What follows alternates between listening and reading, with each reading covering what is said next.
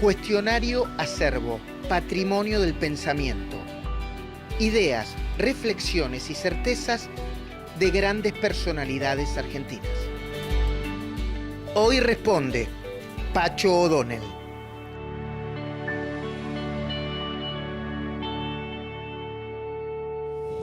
Si yo quiero pensar un poco la pregunta, puedo hacerlo total.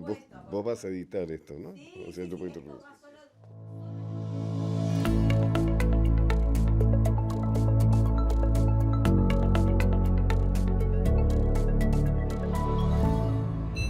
Yo creo que soy alguien muy habitado por esa sensación de que hay que hacer algo con este milagro entre dos tinieblas, digamos. Algo que es absolutamente azaroso, arbitrario. Por ejemplo, pensar que en cada eyaculación hay 60 millones de espermatozoides, en que uno se impone y que si se hubiera impuesto el que estaba al lado, a lo mejor seríamos rubios, no sé, seríamos completamente distintos. O sea que nuestra vida es azarosa, es casi ridícula en ese sentido. O sea que lo que se nos impone es tratar de darle algún sentido. O sea, tratar de hacer algo con esto, tratar de hacer algo que justifique este milagro del estar vivo. Creo que eso me habita desde el principio. No sé si lo he logrado, ¿no? O sea, no quiero decir que yo he logrado eso, pero sí que ha sido una propuesta y que, bueno, va a responder a esa pregunta de quién soy, es lo que se me ocurre en este momento.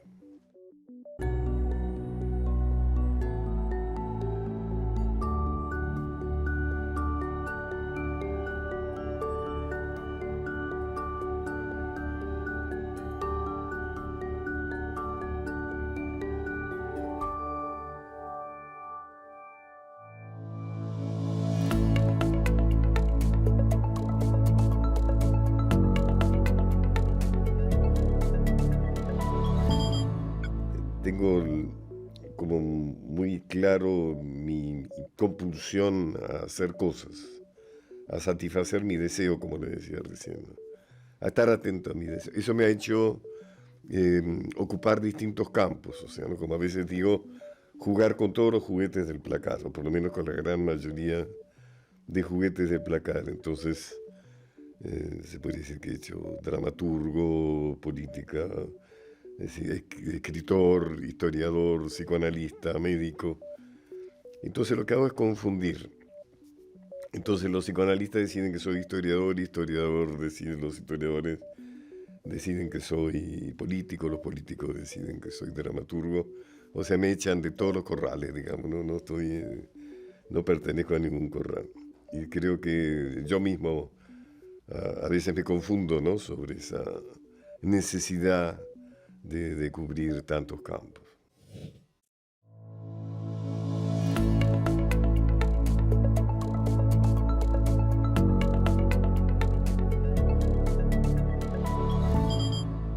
Lo peor de mí tiene que ver con mucho lo que hemos ido conversando, es que soy alguien muy deseante. O sea, yo deseo con fuerza.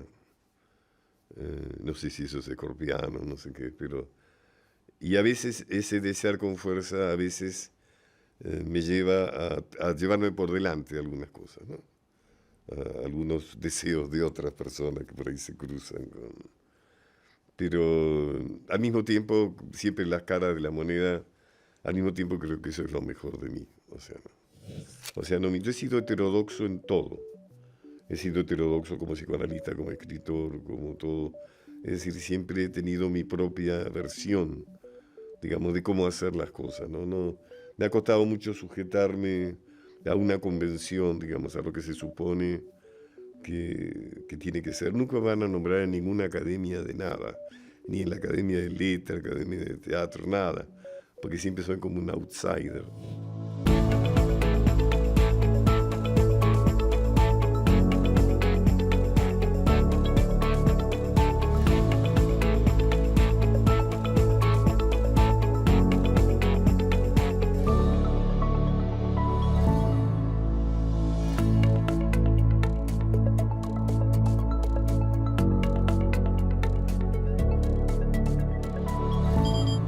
que es muy importante estar conectado con tu deseo.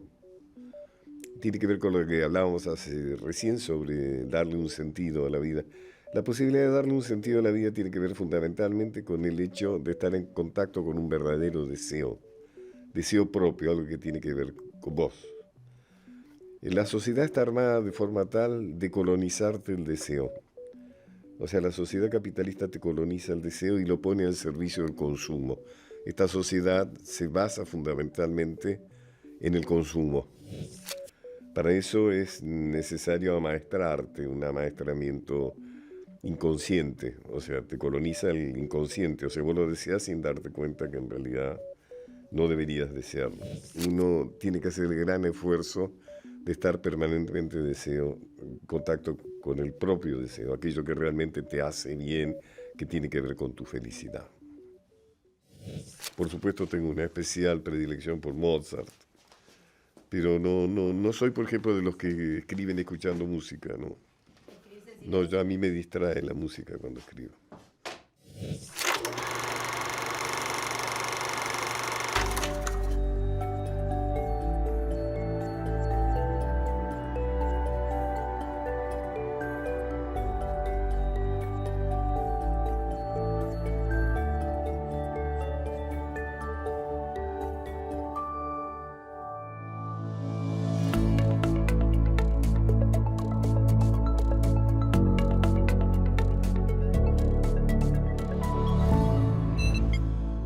La vejez es un acto sádico de Dios si existe, ¿no? Porque la vejez es la muerte, ¿no? Porque hay toda una industria, ¿no?, basada en la vejez, las operaciones de cirugía estética, toda una industria que en realidad es la negación de la muerte, porque la vejez es el preámbulo de la muerte. Antes, por ejemplo, se celebraba la sabiduría de la vejez, porque la sabiduría era acumulativa. Es decir, mientras más vivías, más conocimientos ibas sumando.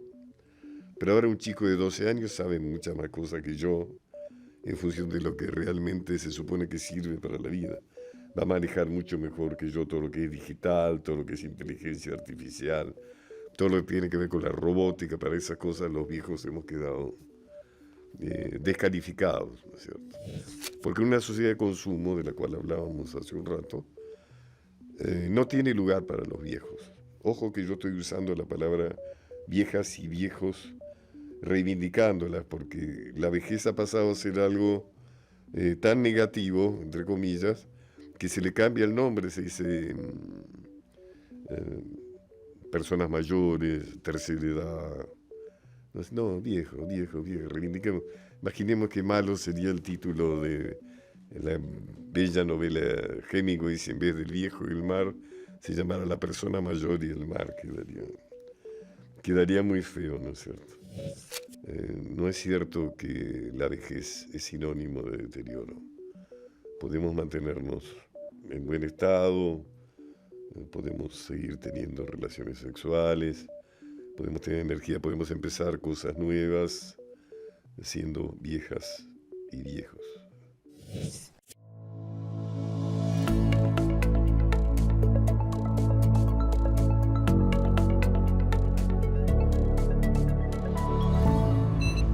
Si vos me preguntás primero, yo creo que hay que hacer un entrenamiento en serio, salir a caminar de vez en cuando, no sirve para nada. Es una CIF, es como si, ¿no? Es pagar la culpa de suponer que uno tiene que hacer algo, entonces uno sale a caminar de vez en cuando. Es muy difícil salir a caminar, hace frío, hace calor, se requiere mucho tiempo. Pero en fin, hay gente que sí lo puede hacer, que lo haga. Yo creo que el verdadero entrenamiento es entrenamiento de fierros. Hay que ir a un gimnasio para que alguien te enseñe cómo es lo que hay que hacer, cómo lo tiene que hacer. Pero después hay que incorporarlo a la vida cotidiana. O sea, es muy fácil tener unas mancuernas, un aparato, lo puedes comprar usado. En internet dicen cómo hacerlo vos mismo. Yo conozco gente que entrena con baldes, le pone agua, arena y entrena. En fin, te la puedes ingeniar. Y lo fantástico, lo distinto, digamos, lo más distintivo del entrenamiento con fierro es que te cambia el cuerpo. Es decir, tolerás mejor el espejo. A veces a mí me preguntan cómo empezar bien el régimen. Yo digo, el mejor régimen es el del espejo, cuando vos te mirás en el espejo. y te das asco de vos mismo, bueno, hace algo, hace algo.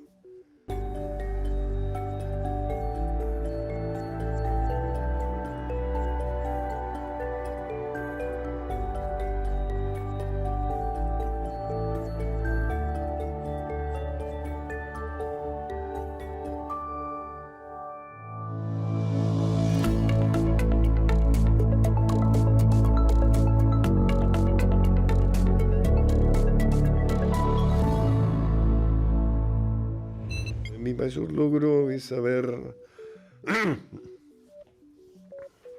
formado una linda familia. O sea, yo estoy muy orgulloso de mi familia y es una familia que me da, los que creen, los locos, pues yo soy escorpiano.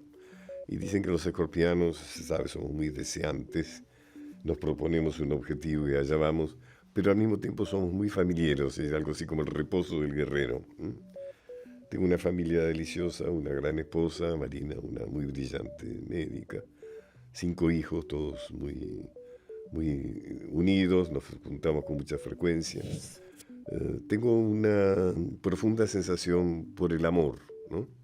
Vivo en el amor, tengo muy buenos amigos, tengo una capacidad de amar, y eso quizás es algo que siempre he tenido en cuenta. Es decir, también he sabido ser querido y he sabido querer mucho.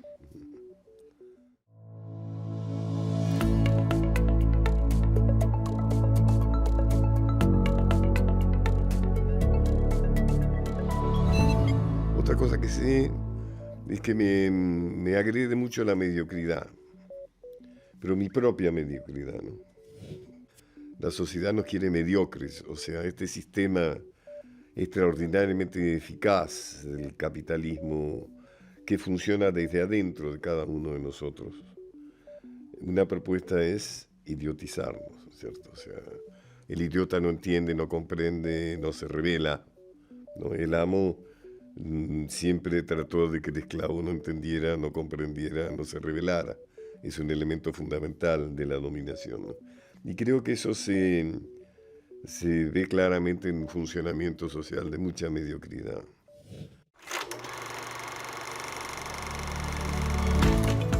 Ya volvemos con Cuestionario Acervo, Patrimonio del Pensamiento. Ideas, reflexiones y certezas de grandes personalidades argentinas.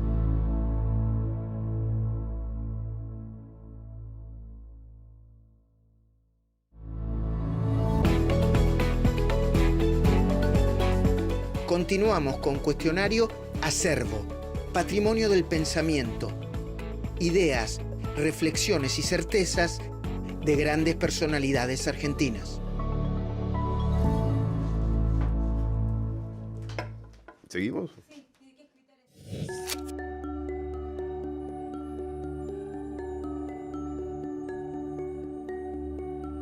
El teatro es un gran refugio en tiempos de crisis. O sea, hay maravillosa gente que no le interesa ganar dinero en el teatro independiente, ¿no? Donde lo que se juega es la creatividad, la vocación. En psicoanálisis trabajé sobre todo el tema de la terapia de grupo, desde el punto de vista psicoanalítico. Pertenecía a la Escuela Argentina de Terapia de Grupo y después cuando estuve exiliado tuve mucho contacto en París con Jenny y Paul Lemoine, que eran los lacanianos que hacían grupo. O sea que me formé en la teoría lacaniana en terapia de grupos. Mi interés en la terapia grupal tuvo que ver con si tuviera que hacer un psicoanalismo, diría que es por mi dificultad en grupos. O sea, uno se vuelve un virtuoso de su tragedia siempre, ¿no? O sea, el hecho de mi dificultad en mi adolescencia en comprarme grupos hizo que el grupo fuera algo que me interroga muy especialmente. Y además el grupo tenía un sentido social, porque hacía que el psicoanálisis no quedara reducido al psicoanálisis individual, sino que pudiera practicarse también en los hospitales, en las obras sociales. Después, en proyecto televisivo he hecho bastante televisión, he hecho programas de entrevistas, hace poco más fue que me gané el Martín Fierro de Cable con un documental sobre el Che Guevara. Una de las cosas que yo quería averiguar era Ese héroe revolucionario famoso en todo el mundo, ese héroe de Sierra Maestra, ¿qué hacía en ese pueblito perdido en el sureste boliviano, en La Higuera, pesando menos de 50 kilos, herido, descalzo, con un balazo en el muslo, respirando con dificultad, en un estado físico verdaderamente calamitoso? ¿Cómo era que había llegado ahí? Es decir, ¿cuál había sido el proceso para que esa experiencia revolucionaria en Bolivia hubiera terminado de esa manera? Mi libro sobre el Che, mi estudio sobre el Che Guevara, también ha sido algo para mí muy importante. Quizás es el libro más internacional. O sea, se tradujo a 9 idiomas, sigue circulando por todo el mundo. Fue muy apasionante estudiar la vida del Che, la seguí por todo el mundo. He sido el primer secretario de Cultura de la democracia. Asumí como secretario de Cultura en 1983 y eso fue una experiencia fascinante, imponer, digamos, la cultura democrática después de la cultura tiránica. Y después ya cuando fui secretario de Cultura de la Nación, se deben a mis gestiones la ley de financiación del Inca, que es lo que permite que exista una industria del cine, la creación del Instituto Nacional de Teatro, o sea, que es lo que permite que haya tanto movimiento teatral en la Argentina, a lo cual luego se sumó Proteatro y otras instituciones.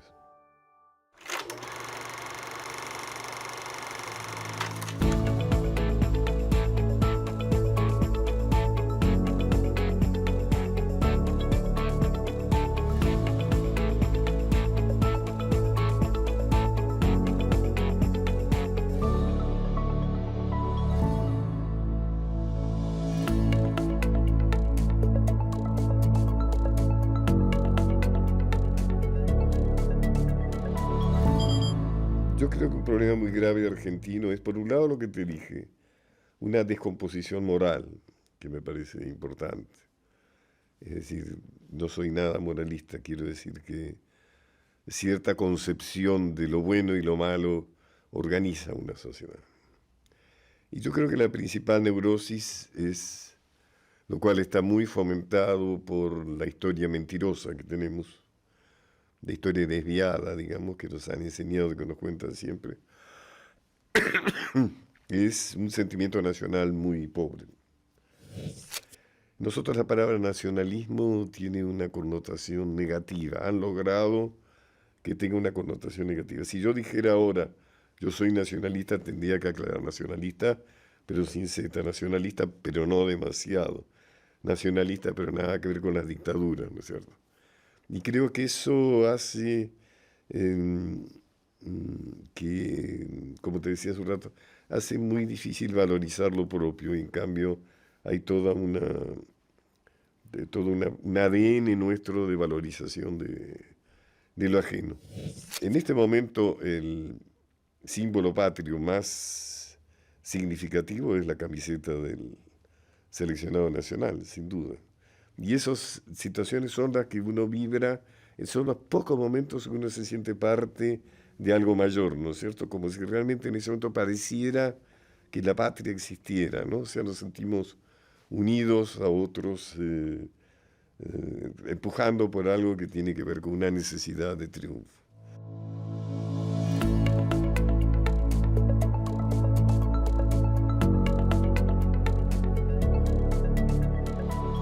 Trataría de darle mucha mayor importancia que lo que actualmente tiene la cultura y la educación y la ciencia. Esos serían elementos fundamentales, pero también soy realista y entiendo que hasta que no resolvamos esta gran tragedia económica que tenemos, va a ser difícil ocuparse de todo eso en la medida que merece.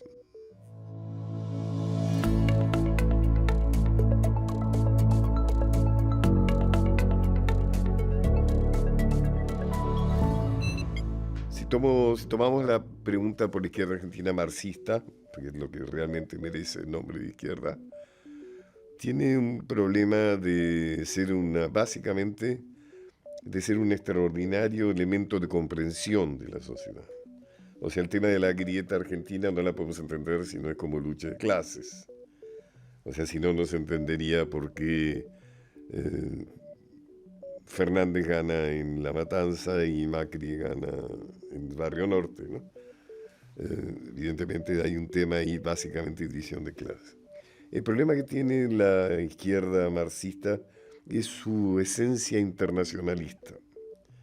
Es decir, la dificultad de aplicación de consignas internacionales a problemas muy particulares, muy específicos, como es la Argentina, ¿no?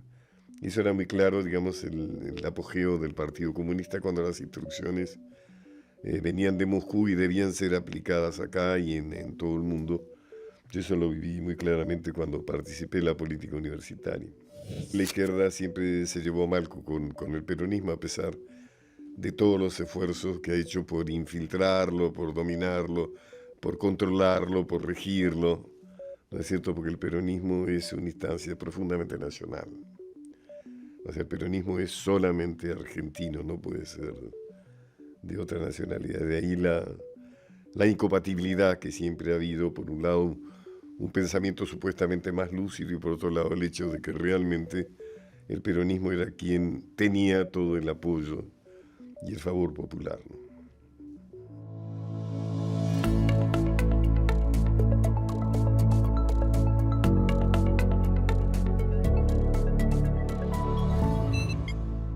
La derecha argentina tiene la particularidad que tiene una gran vocación de violencia.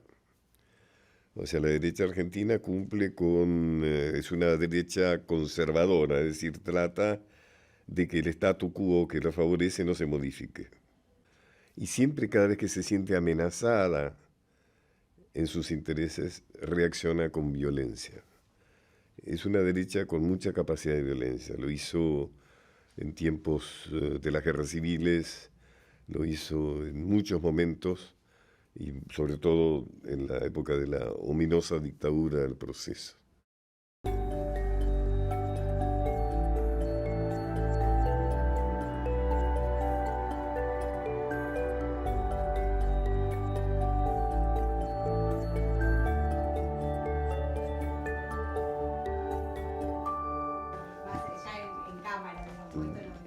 Dale.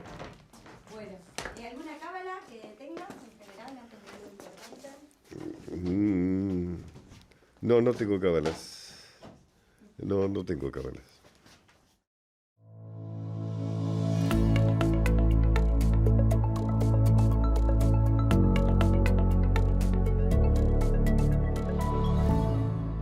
El personaje histórico argentino más ninguneado es San Martín. Llamará la atención esto, pero si pensamos bien, ¿qué se sabe de San Martín? San Martín se sabe que cruzó los Andes, se sabe que libró batallas, que ganó 2, perdió 1.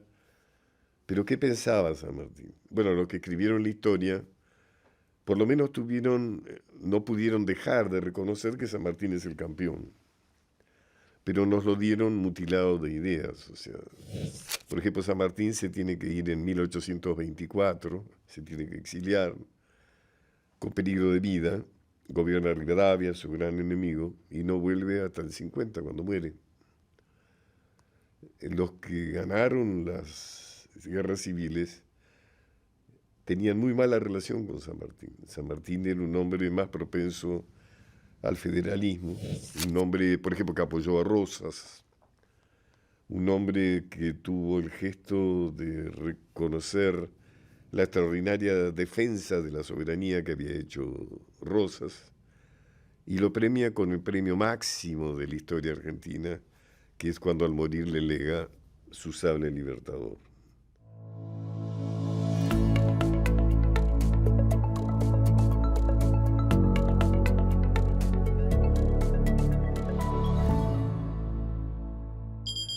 Los ha habido desde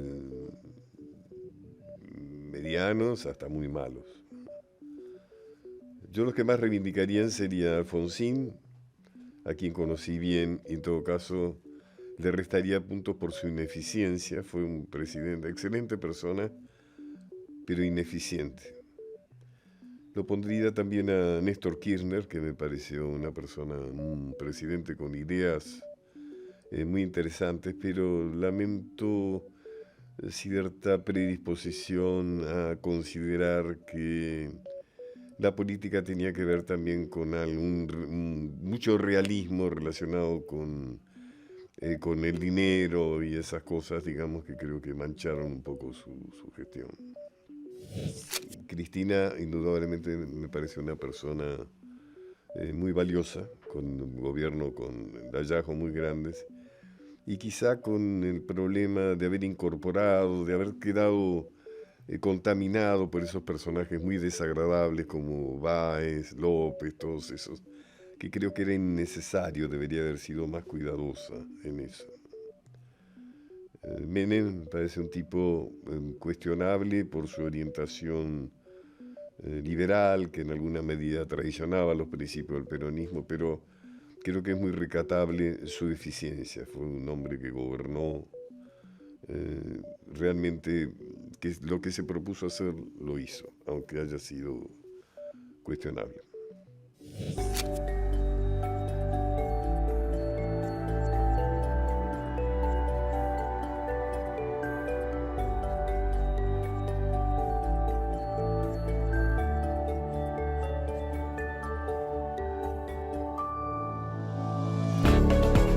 Pacho O'Donnell ya es parte de nuestro acervo.